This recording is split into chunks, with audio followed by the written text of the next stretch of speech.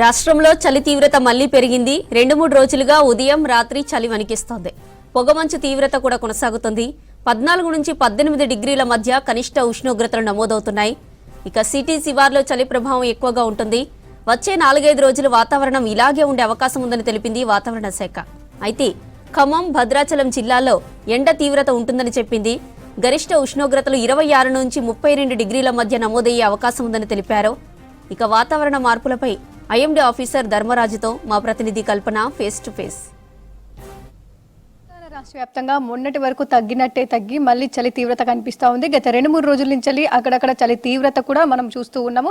కనిష్ట ఉష్ణోగ్రతలు కూడా తగ్గుముఖం పడుతూ ఉన్నాయి. మరి వచ్చే 2-3 రోజుల పాటు చలి తీవ్రత ఏ విధంగా ఉండే అవకాశం ఉంది, పొగమంచుకు సంబంధించి ఎట్లాంటి అప్డేట్స్ ఉన్నాయి, ప్రస్తుతం ఏ విధంగా కనిష్ట ఉష్ణోగ్రతలు నమోదవుతున్నాయో తెలుసుకుందాం. మరి మనతో పాటు వాతావరణ శాఖ సీనియర్ అధికారి ధర్మరాజు గారు ఉన్నారు. ఒకసారి వారితో మాట్లాడదాం. సార్, గత 2 రోజుల కింద చూసుకున్నట్టయితే చలి తీవ్రత పెద్దగా ఎక్కడ కనిపించలేదు. మళ్ళీ ప్రస్తుతం చూసుకున్నట్టయితే అక్కడక్కడ చలి తీవ్రత కనిపిస్తూ ఉంది. ప్రస్తుతం కనిష్ట ఉష్ణోగ్రతలు ఏ విధంగా నమోదవుతున్నాయి సార్? ముఖ్యంగా రాష్ట్రం అంతటా కూడా చూసుకున్నట్లయితే గత 2-3 రోజులుగా చూసుకున్నట్లయితే దిగువ స్థాయిలో వీసినటువంటి వాయువ్య దిశ గాలుల వల్ల ఒక విధంగా చలి తీవ్రత అంతగా కనిపించినప్పటికీ కూడా ఎక్కడ చూసినా ఈ యొక్క కనిష్ట ఉష్ణోగ్రతల పెరుగుదల కూడా పెరిగిందనే చెప్పాలి. సో ఈ రోజు నుంచి కూడా చూసుకున్నట్లయితే ఇటు వాయువ్య దిశ గాలులతో పాటు ఇటు తూర్పు నుంచి వచ్చే గాలులు కూడా ఒక విధంగా దిగువ స్థాయిలో వీయడం వల్ల ఒక విధంగా కనిష్ట ఉష్ణోగ్రతలు అనేది తగ్గుదల లేనప్పటికీ కూడా ఎర్లీ మార్నింగ్ అవర్స్లో ఉదయం సమయంలో మనకి ఇటు చూసుకున్నట్లయితే పొగమంచుతో పాటు కొంచెం చల్లటి వాతావరణం అనేది కూడా కనిపిస్తుంది. వీటితో పాటు స్థానిక వాతావరణం కూడా ఇట్లాంటి చలి కొంచెం తగ్గడానికి, చలిగా ఉండడానికి కూడా దోహదపడుతుందనే చెప్పాలి. ఓకే సార్, ప్రస్తుతం ఎక్కడెక్కడ ఎన్ని డిగ్రీల కనిష్ట ఉష్ణోగ్రతలు నమోదవుతున్నాయి, అదేవిధంగా ఎండ తీవ్రత కూడా మధ్యాహ్నం సమయంలో కనిపిస్తూ ఉంది. ఇటు గరిష్ట ఉష్ణోగ్రతలు కూడా ఏ విధంగా నమోదవుతా ఉన్నాయి?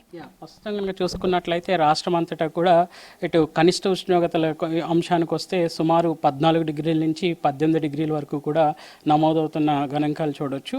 ఇంకా గరిష్టానికి ఉష్ణోగ్రతలకు వచ్చేసరికి గరిష్టంగా కనుక చూసుకున్నట్లయితే 27 డిగ్రీల నుంచి 32 డిగ్రీల వరకు కూడా గరిష్ట ఉష్ణోగ్రతలు అనేవి నమోదవుతున్నాయి. ఒక విధంగా చూసుకున్నట్లయితే మెదక్లో అలా కనిష్ట ఉష్ణోగ్రత తక్కువగాను, అలాగే చూసుకున్నట్లయితే ఖమ్మంలో కనుక చూసుకున్నట్లయితే గరిష్ట ఉష్ణోగ్రతలు అధికంగాను నమోదవుతున్నాయి.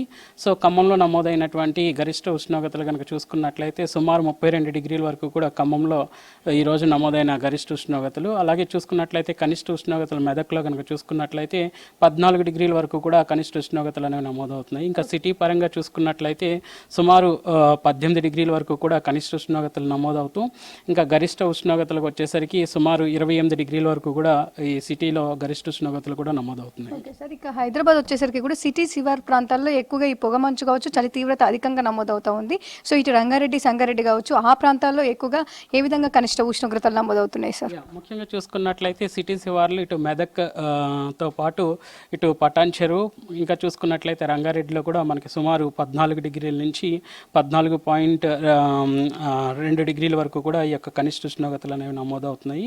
ఒక విధంగా రాజేంద్ర నగర్లో 14 నమోదవుతుంటే హైత్ నగర్లో కూడా 14 డిగ్రీలు, ఇంకా పటాన్ చెరువు వచ్చేసరికి 16 డిగ్రీల వరకు కూడా నమోదవుతున్నాయి.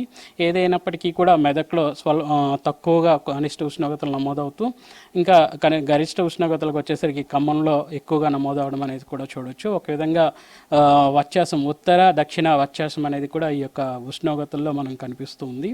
సో ముఖ్యంగా చూసుకున్నట్లయితే ఈ సమయంలో ఒక విధంగా ఉండవలసిన సగటు కంటే కూడా తక్కువగా ఉన్నప్పటికీ కూడా ఈ యొక్క కనిష్ట ఉష్ణోగ్రతలు ఇంకా సీజన్ ఇంకా మనకి కొనసాగుతుంది కాబట్టి ఫిబ్రవరి వరకు ఈ యొక్క హెచ్చుదల తగ్గుదల అనేది స్థానిక వాతావరణ పరిస్థితులపై కూడా ఆధారపడుతుందని చెప్పొచ్చు. ఓకే సార్, ఇక వచ్చే 4-5 రోజుల పాటు సేమ్ ఇవే కండిషన్స్ ఉండే అవకాశం ఉంది, ఏమైనా వ్యత్యాసం కనిపించే ఛాన్స్ ఉందా సార్? ఒక విధంగా చూసుకున్నట్లయితే గాలిలో తేమ కొంచెం తగ్గిందనే చెప్పాలి. సో దానివల్ల మనకి పొడిబారిన వాతావరణం అనేది రానున్న 4-5 రోజులు కొనసాగినప్పటికీ కూడా అక్కడక్కడ స్థానిక వాతావరణ పరిస్థితుల వల్ల ముఖ్యంగా మెదక్, సంగారెడ్డి, ఇంకా చూసుకున్నట్లయితే సంగారెడ్డి, రంగారెడ్డి జిల్లాల్లో స్థానిక వాతావరణ పరిస్థితుల వల్ల అక్కడ ఉన్నటువంటి ఇండస్ట్రియల్ జోన్స్ వల్ల కూడా ఒక విధంగా ఉదయం చల్లదనంతో పాటు పొగమంచు కూడా ఉండే అవకాశం అయితే కనిపిస్తుంది. బట్ ఏదైనప్పటికీ కూడా రానున్న 5 రోజులు పొడిబారిన వాతావరణం అనేది ఉండే అవకాశం కనిపిస్తుంది. బంగాళాఖాతంకు సంబంధించి ఏమైనా డిస్టర్బెన్సెస్ కావచ్చు, సినాప్టిక్ కండిషన్స్ కావచ్చు, ఏమైనా ఉన్నాయా సార్? ప్రస్తుతం కనుక చూసుకున్నట్లయితే బంగాళాఖాతంలో ఎట్లాంటి సినాప్టిక్ కండిషన్స్ కూడా మనకి రాష్ట్రానికి ఇంపాక్ట్ చూపించేవి ప్రస్తుతం కనిపించడం లేదని చెప్పాలి. ఒక విధంగా ప్రస్తుతం దిగువ స్థాయిలో వీచేటువంటి ఇటు వాయు దిశ గాలులతో పాటు తూర్పు గాలులు కూడా వీయడం వల్ల మనకి ఒక విధంగా చలి హెచ్చు తగ్గులు అనేది కూడా కనిపిస్తుంది. సో చూస్తున్నాగా ప్రజెంట్ వెదర్కి సంబంధించిన అప్డేట్స్ దాదాపు ఇటు మెదక్, సంగారెడ్డి, రంగారెడ్డి ప్రాంతాల్లో మాత్రం కనిష్ట ఉష్ణోగ్రతలో తగ్గుదల కనిపిస్తుందని చెప్తా ఉన్నారు. ఆ ప్రాంతాల్లో కాస్త చలి వాతావరణంతో పాటు పొగమంచు తీవ్రత కూడా కనిపిస్తూ ఉంది. ఇక మిగిలిన ప్రాంతాల్లో కూడా దాదాపు మనకు 14 నుంచి 18 డిగ్రీలలోపై కనిష్ట ఉష్ణోగ్రతలు నమోదవుతూ ఉన్నాయి. అదేవిధంగా గరిష్ట ఉష్ణోగ్రతలు వచ్చేసరికి కూడా మధ్యాహ్నం పూట మనకు ఎండ తీవ్రత అధికంగా కూడా కనిపిస్తుందని చెప్పుకోవచ్చు. దాదాపు 27 నుంచి 32 డిగ్రీల మధ్య కూడా ఇటు గరిష్ట ఉష్ణోగ్రతలు నమోదవుతున్న సిచ్యువేషన్స్ ఉన్నాయని చెప్తా ఉన్నారు. ఇక రానున్న 2-3 రోజుల పాటు కూడా ఇదే వాతావరణం ఉండే అవకాశం ఉందని చెప్పేసి చెప్తున్న కండిషన్స్ ఉన్నాయి. ఈ వెదర్కి సంబంధించిన అప్డేట్స్ కెమెరా పర్సన్ అశోక్తో కల్పన, V6 న్యూస్, హైదరాబాద్.